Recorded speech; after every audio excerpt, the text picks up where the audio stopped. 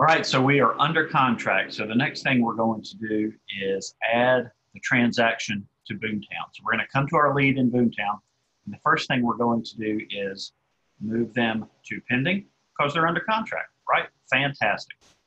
Then we will go down here and unsubscribe from these searches because we don't want them getting any more home results now that they found the one that they're in love with. And then we can also get rid of our to-dos and maybe set a to-do for the closing date, just as a reminder. So I will go in and do this. Closing, select the date, October 28th, and boom, there we go. It will show up there eventually.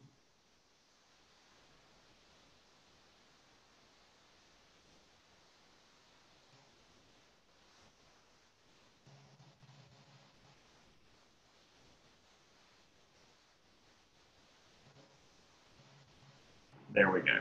Now, also, when you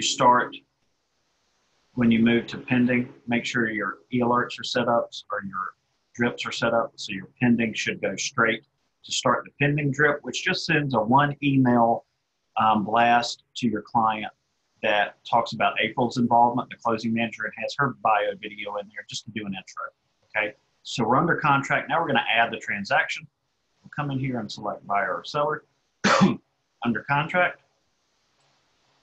Just as a reminder, here's our address. That's what we're going to look for. If it's in MLS, it's going to pre-populate here. Should pre-populate. I can spell it right. 1618 Cotton Gin Drive. Let's try it again.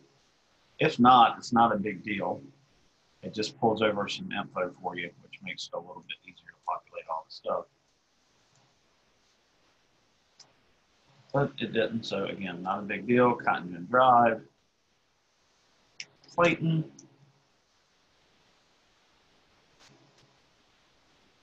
North Carolina, 7527. Don't need to worry about MLS ID. Acceptance date, that was yesterday. Closing date, have in your contract. Price, $149,900, 2.4%. And my take will be 50% or whatever yours is, depending on which closing it is. And then you save the transaction, and boom, you've got it right here. It just shows all your financials, easy peasy, and you're good to go. And that is adding a transaction into Boomtown.